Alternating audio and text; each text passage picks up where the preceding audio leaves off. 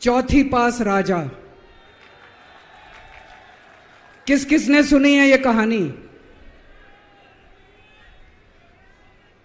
इस कहानी का महात्म्य है कि इस कहानी को जितनी बार सुनोगे, जितनी बार सुनाओगे, उतनी भगवान की कृपा आपके परिवार के ऊपर बरसेगी। इस कहानी का जितना प्रचार प्रसार करोगे, उतना देश की तरक्की होगी, उतना समाज की तरक्की होगी।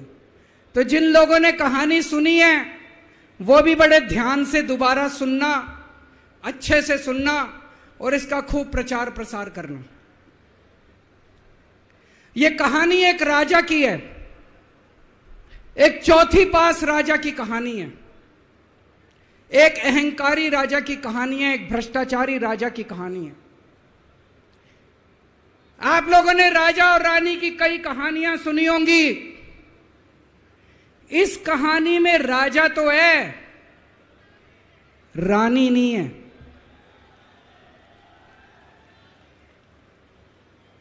तो एक महान देश था, कई हजार साल पुराना देश। उस देश के एक गांव में एक बच्चा पैदा हुआ, बहुत गरीब घर में एक बच्चा पैदा हुआ। तो जैसे गांव के अंदर बच्चा पैदा होने पे ज्योतिषी आते हैं, ज्योतिषी आके बच्चे का भविष्य बताते हैं, ऐसे गांव का ज्योतिषी आया, उसने बच्चे की कुंडली देखी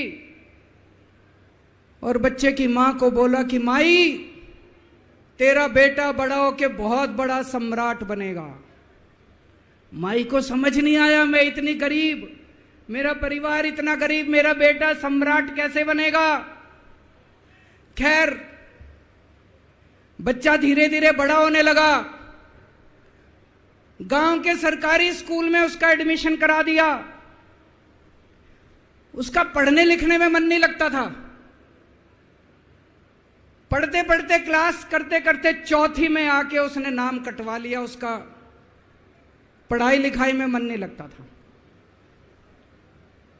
बगल में, गांव के बगल में एक रेलवे स्टेशन था। घर में बहुत गरीबी थी।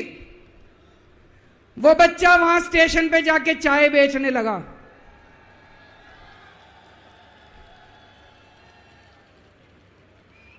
चाय बेच के अपना गुजारा करता था। वो भाषण बहुत अच्छा देता था, बचपन से ही बड़ा अच्छा भाषण देता था। गांव के लड़कों को इकट्ठा कर लेता और भाषण देना चालू करता। धीरे धीरे आसपास के गांव में फैल गया कि यह बच्चा भाषण बड़े अच्छे देता है। आसपास के लड़के भी इकट्ठे हो गए और जो मर्जी टॉपिक हो भाषण देना चालू कर देता था और रुकता ही नहीं था, घंटों घंटों तक भाषण देता रहता। बच्चा बड़ा हुआ। ज्योतिषी ने कहा था बड़ा होके बच्चा उस महान देश का सम्राट बन गया। लेकिन राजा तो अनपढ़ था, उसे तो कुछ आता नहीं था। अफसर आते, उस अनपढ़ राजा से जहां मर्जी साइन करा लेते, जहां मर्जी जो मर्जी साइन करा लेते। वो राजा अनपढ़ था, उसे लगता था मैं अगर अफसरों से पूछूंगा तो मेरी कमजोरी सबके सामने प्रकट हो जाएगी। अफसरों को लगेगा मेरे को कुछ आता नहीं है। अफसर जो मर्जी लेके आते थे वहां साइन कर देता था। वो धीरे धीरे पूरे देश के अंदर फैल गया कि राजा अनपढ़ है, राजा अनपढ़ है। राजा को बड़ा बुरा लगने लगा। तो राजा ने कहीं से एक फर्जी डिग्री का जुगाड़ कर लिया।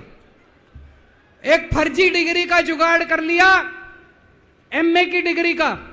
और राजा बोला मैं एमए हूं। पर सच्चाई तो पूरे देश को पता थी, राजा तो अनपढ़ था। धीरे धीरे राजा अहंकारी भी होता गया। अहंकारी राजा और ऊपर से अनपढ़। जो मर्जी उस राजा के पास जाता और राजा से कुछ भी पास करा के ले आता। एक बार कुछ लोग गए, राजा को बोले जी नोटबंदी कर दो, नोटबंदी करने से भ्रष्टाचार खत्म हो जाएगा, आतंकवाद खत्म हो जाएगा। राजा को कुछ समझ नहीं आया, राजा की खूब चमची मारी उन्होंने नोट। राजा ने एक दिन शाम को टीवी पे आके 8 बजे नोटबंदी कर दी। पूरे देश का बेड़ा गर्क हो गया दोस्तों। लंबी लंबी बैंकों के सामने लाइनें लग गई, कई लोग मर गए, दुकानें बंद हो गई, रोजगार बंद हो गए, बड़ी बड़ी इंडस्ट्री बंद हो गई, पूरे देश का बेड़ा गर्क हो गया। फिर एक दिन कोई आके बोला जी 2000 का नोट ले आओ। राजा 2000 का नोट ले आया। 4 साल बाद कुछ लोग आके बोले जी 2000 का नोट बंद कर दो। राजा ने 2000 का नोट बंद कर दिया। राजा को अक्ल तो थी नहीं, बेवकूफ था, अनपढ़ था। कभी 2000 का नोट चालू करता था, कभी 2000 का नोट बंद करता था। एक बार कुछ लोग आके बोले जी ये किसानों के कानून बना दो, इस कानून से किसानों का भला होगा। राजा ने कानून बना दिए। पूरे देश के किसान सड़कों पे उतर आए। 750 किसान मर गए आंदोलन में। और 1 साल के बाद राजा को वो तीनों कानून वापस लेने पड़े। एक बार उस देश के अंदर बहुत बड़ी महामारी फैल गई, चारों तरफ महामारी फैल गई, लोग मरने लगे। किसी ने आके बोला जी थाली बजवाओ तो देश ठीक हो जाएगा। तो राजा ने पूरे देश में थाली और चम्मच बजवा दिए। महामारी तो नहीं बची, महामारी तो फैली रही। किसी ने आके कहा जी डॉक्टरों की जरूरत पड़ेगी, दवाइयों की जरूरत पड़ेगी, इंजेक्शन की जरूरत पड़ेगी, तब महामारी रुकेगी। राजा अपने दोस्तों का बड़ा ख्याल रखता था। उसके दोस्त थे। एक दोस्त ने 10,000 करोड़ रुपए चोरी कर लिए, राजा ने उसको देश से भगा दिया। दूसरे दोस्त ने 20,000 करोड़ चोरी कर लिए, राजा ने उसको भी देश से भगा दिया। पर एक दोस्त ऐसा था जिससे राजा की ज्यादा ही दोस्ती थी। कौन था? उसको उन्होंने सारे एयरपोर्ट बेच दिए, सारे जहाज बेच दिए, सारे सीपोर्ट बेच दिए, उन्होंने आसमान बेच दिया, जमीन बेच दी राजा ने, खदानें बेच दी। उस दोस्त पे राजा मेहरबान था। राजा का एक और दोस्त था। वो दोस्त इतना गंदा था कि उसने कुछ अंतर्राष्ट्रीय खिलाड़ी महिलाओं के साथ बदतमीजी करी, लेकिन राजा ने दोस्ती नहीं छोड़ी। मजाल जो उस दोस्त के ऊपर कोई आंच आ जाए, राजा उस दोस्त के साथ खड़ा रहा, लेकिन उसने खिलाड़ियों का समझ। राजा का एक और दोस्त था।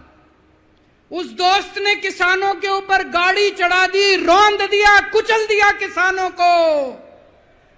राजा ने अपनी दोस्ती नहीं छोड़ी। इस बात पे तो दाद देनी पड़ेगी कि राजा दोस्तबाज था, 1 नंबर का दोस्तबाज था।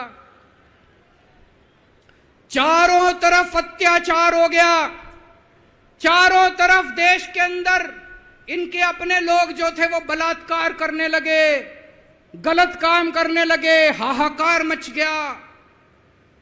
जो राजा के खिलाफ बोलता, राजा उसको पकड़ के जेल में डाल देता।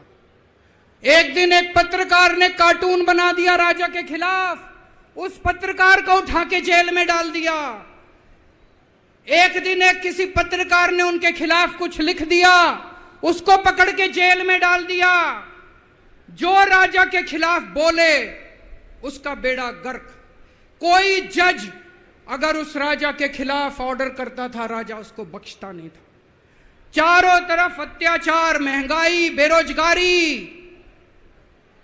ऊपर आसमान में देवता ये सब देख रहे थे कि पृथ्वी के ऊपर कितना घनघोर अत्याचार हो रहा है। सारे देवता इकट्ठे हुए, देवताओं ने मीटिंग करी। सारे देवता मिलकर शिवजी महाराज जी के पास गए और कहा, महाराज कुछ करो, पृथ्वी के ऊपर अन्याय हो गया, अत्याचार हो गया, चारों तरफ बलात्कार, चारों तरफ हाहाकार मचा हुआ है, जनता परेशान हो रही है। पृथ्वी जी शिव जी महाराज जी ने अपनी तीसरी आंख खोली और दोस्तों यहां प्रचंड पृथ्वी के ऊपर अजीब अजीब घटनाएं घटने लगी।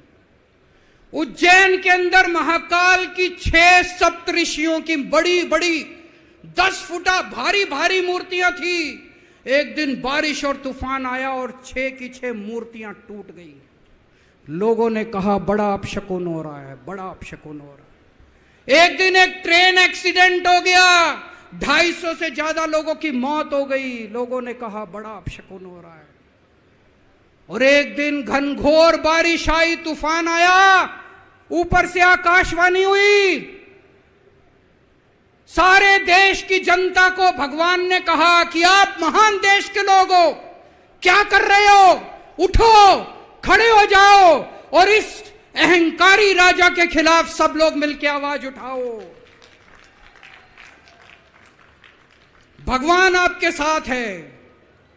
और उसके बाद दोस्तों सोई हुई जनता जाग गई और 1 साल के अंदर उस अहंकारी राजा का राजपाट जनता ने उखाड़ के फेंक दिया। और उसके बाद वो महान देश दिन दूनी रात चौगुनी प्रगति करने लगा। ये कहानी बड़ी पवित्र कहानी है। इस कहानी को सुनने से और सुनाने से परिवार का, समाज का और देश का बहुत भला होता है। इसे ज्यादा से ज्यादा शेयर कीजिए, ज्यादा से ज्यादा लोगों तक पहुंचाइए ताकि ज्यादा से ज्यादा लोग इसे सुन सकें, इसे समझ सकें। अगर हमारी ये वीडियो पसंद आई हो तो लाइक और शेयर जरूर करें और हाँ, हमें सब्सक्राइब और फॉलो करना ना भूलें।